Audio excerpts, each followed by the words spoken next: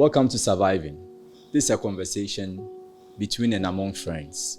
Here we talk about conditions and how people just like us are living with these conditions.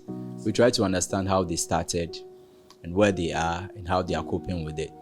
But I like to play with a little bit of statistics. Over 80,000 Ghanaians die every year out of non-communicable diseases such as hypertension, diabetes, kidney problems, etc., etc. Out of this number, 50% plus are people under the ages of 70 years. More than 49%, according to the Ghana Health Service, of Ghanaian adults are living with hypertension. These days, young are dying, old are dying. People die in the boxing ring, people die at home, people die in churches. The issues are becoming serious every day. And we want to have a conversation to learn, to understand, and to apply. So I have here with me a very good friend of mine, Mr. Prempeh, who is currently surviving kidney challenges. And so, boss, how be? Very well, sir. Welcome. Thank you. So, I've known you for a while. Sure. But for the benefit of those out there, how did this all, or what was your diagnosis? What was your condition, mainly? I was diagnosed kidney failure stage 5. Kidney stage phase 5. And it all started somewhere in November 2021. I had recently moved to a new place. And, I left home very early, very energetic. Everything was okay with me. But when I came back home, I had some new neighbors, of course, in the place also. And they wanted to do me good. So when I was leaving in the morning, they told me that they would be preparing fufu. But I didn't come home early. I think I go home around 9 a.m., almost 10. 9 p.m. p.m. And, lo and behold, they met me at the gate and they said, your food is there. They didn't want to waste it. And of course, I didn't want to waste it also. So I took the food. And the fufu was very hard with some chicken on it. And, I ate something. I just wanted them to see that the food that they prepared for me, I have eaten it. So I think I ate it around 10 p.m. And I went to bed. Somewhere around, I think 2:30 there about. That's 2:30 a.m. I woke up in the middle of the night and then I took water. I was very thirsty then. So I took water. And after drinking the water, when you normally gulp water, you realize you want to catch your breath. Yeah. I realized the breath was not catching. So, I don't know, all of a sudden, I began to pant. The room was very spacious. So I began to open the windows. I began to sweat profusely. I got outside. Bro, I nearly died. Wow. I couldn't breathe. And of course, being a religious person, the first person I called was my leader at church. I said, this is how I was talking. Brother Israel, I can't breathe. Pray for me. So they started praying. So he told me to listen to his voice over the phone.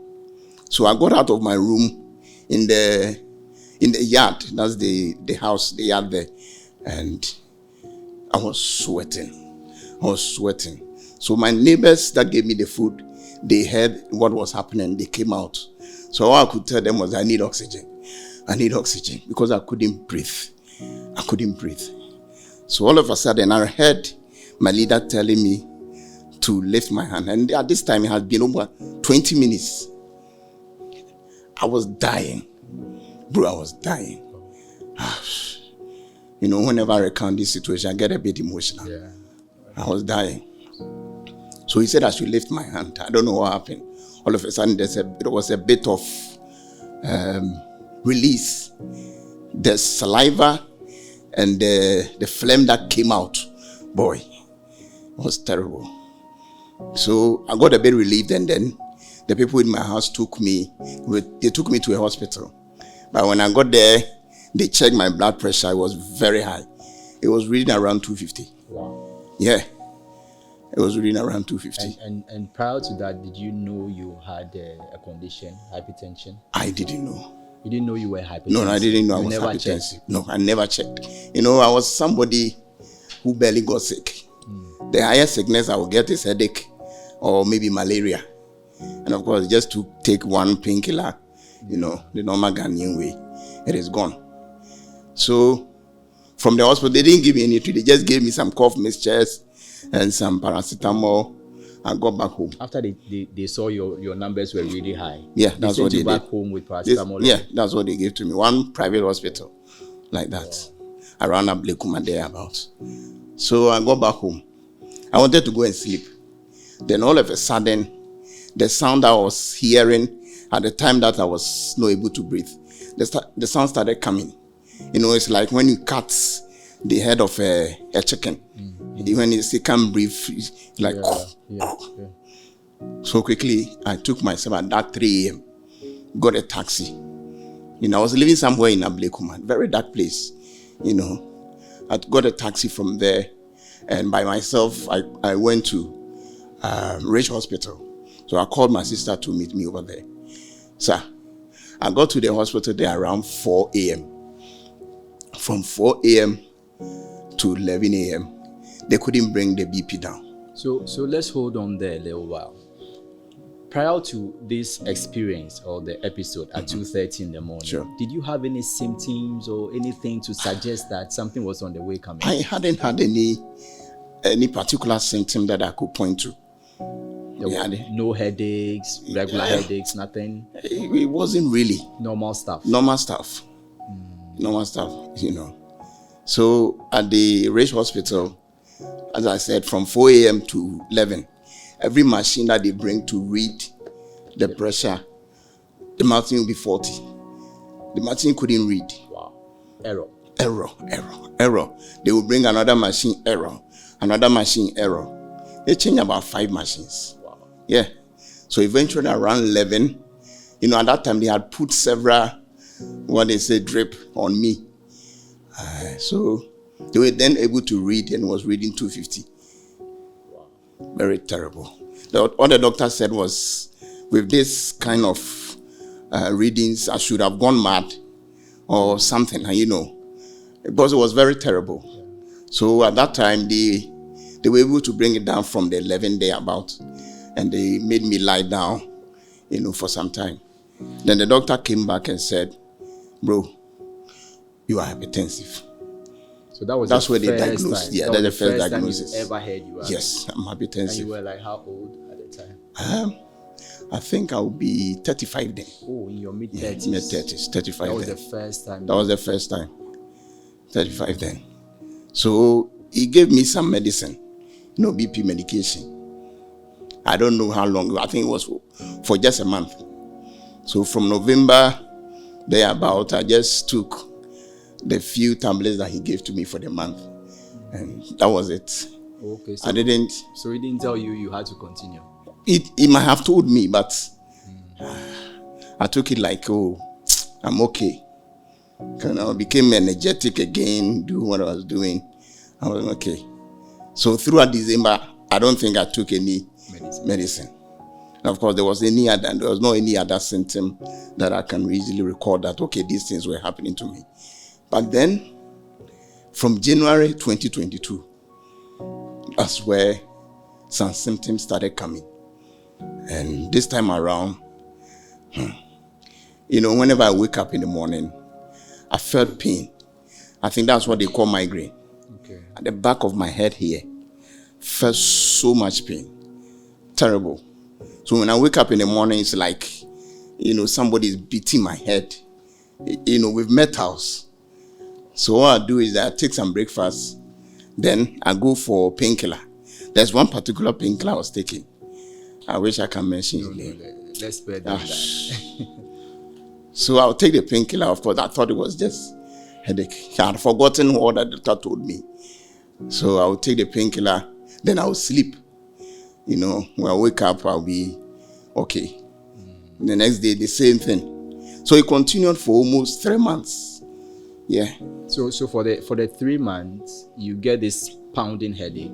you take painkiller, you sleep, you wake up, you're okay. I'm okay. Then it comes again. It comes again. After how many days?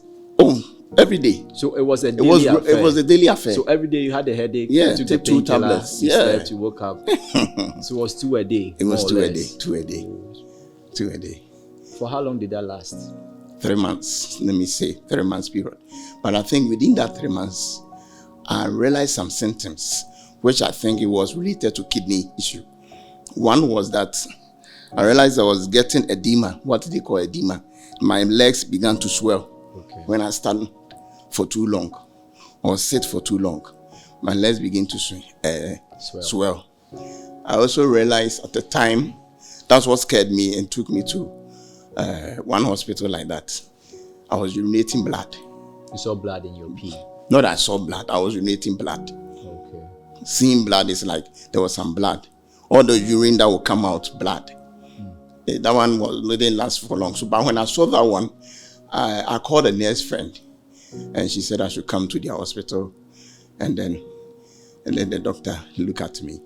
So I went there. It was a private hospital, and of course, that's where she works. So it wasn't much any strenuous assessment. It took me back door, and then the doctor looked at me, gave me some medication. I came back home. So there were no tests, no scans? There was no test, no scan. After you reported that you were the friend. peeing blood? Yeah.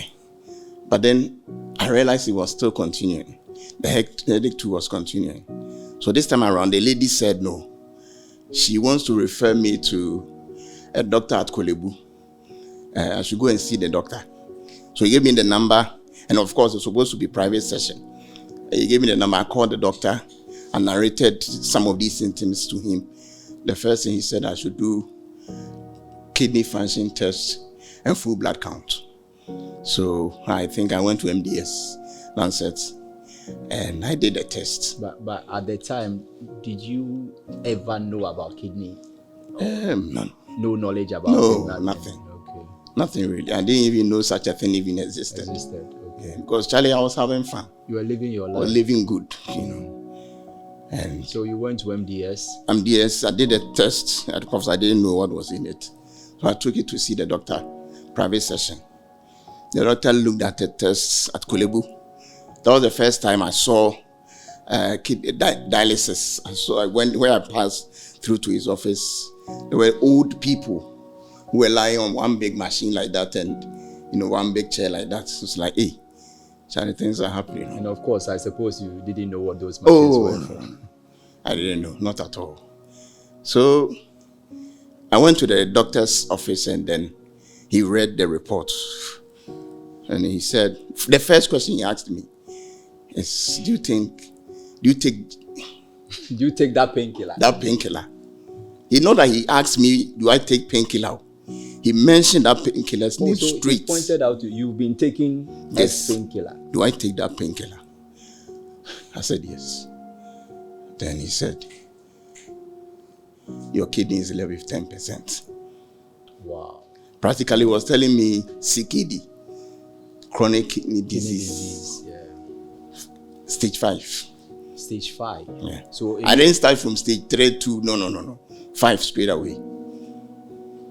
And of course, as I got to know later, it was more like a death sentence. Why would you describe it like that? I realized it can't be cured. Okay. Of course, I didn't even know about transplant and those things. I realized it can't be cured. How did you come to that realization?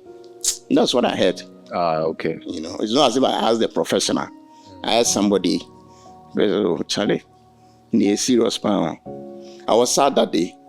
When I received that news, I saw that day. So even that day, I forced myself to buy the BP machine. I don't know. I just bought it. So I didn't know the reading. Of course, the doctor gave me some guidelines how to read it. That if it is around this section, then definitely you should know that your BP is high. And he also advised me to get BP medication. There wasn't a treatment. It was just an assessment. Okay. Of course. So from there, I went home. What can I do? But he told me that I'm supposed to start dialysis. Okay. Like from that day going on. He mentioned you. Oh, yes. I didn't know anything about it. I heard dialysis doesn't cure. But did he take time to educate you on what it was? Not really. He just said you needed dialysis. I needed dialysis. Especially you didn't know what it was. Well, what I said, it was just an assessment. It wasn't for treatment. So he was not obliged to now start, be telling me these things. But I thought doctors are supposed to educate. Well, presumably I was supposed to ask questions. No, he was supposed to tell you. What? Well, it happens both ways. If I had asked, I'm sure probably after taking, we took about 200 or 250. After taking that, you expect, of course, you to ask questions, the things that you've been told right away. But I was sad. Yeah. Very, very sad. Did they refer you to a counselor or something? Not immediately. So I went home, started doing what I was doing my work. I'm into advertising. Okay. So I went back doing my job. And then I think I had working on a particular contract. So I was more focused on it. But then I realized that every day that I go out and come back, my feet will be full with my shoe. Very full. To the extent that I can't even pull off my trousers. Because it's full. The tip has a size that it's supposed to be. It will be like 4 times the size. So I have to lie on the bed for it to come down before I'll be able to, get back to my normal state and then take off my trousers. So it happened like that. And, as I said, he said I was supposed to start dialysis immediately. But, the means wasn't there. The rule itself too wasn't there. So the means, you didn't have the means. I didn't have the means. You have the will. And I didn't have the will. Why didn't you have the will? As I said, I've come to know that it's not going to cure it. So what's the point? So did you give up or you tried alternate? Giving up wasn't the thing. It's just that let me try to find ways to maybe if I can treat it or something. So I was much more focused on that. On the alternatives. But then eventually I had another episode. But how did you determine that you did not have the means to do the dialysis? Is it that you got to know how much it cost? Well, I knew my finances. Did they tell you how much it cost? I didn't have to ask. I knew my finances.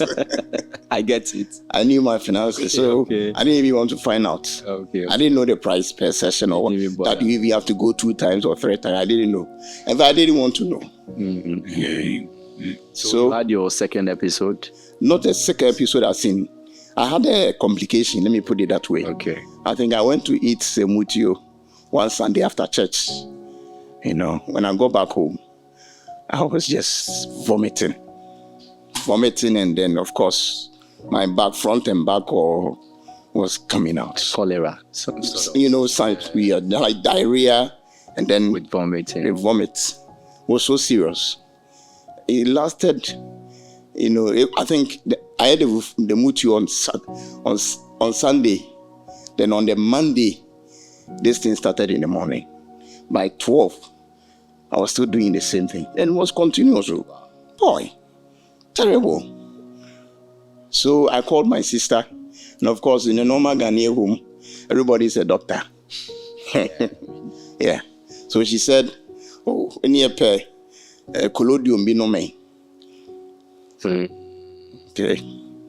Collodium, it makes sense. So I called somebody in the house and sent a person to get me the collodium. I took the collodium. That brought another problem. Now my stomach is paining me. I'm supposed to ease myself. And the easing is not coming. It's not because you are taking the collodium. Bro, can just imagine. Pains. Then, in the evening, my sister came to pick me. I called her. She came. Then because of the contract I did, I had bought a new car that I wanted to use for this Uber. That was the time Uber had both had started. That was in what year? 2022.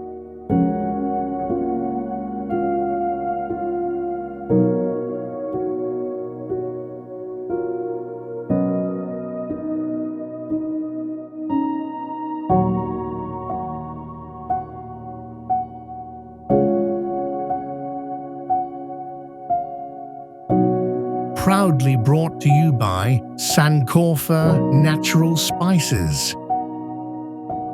The Surviving Podcast.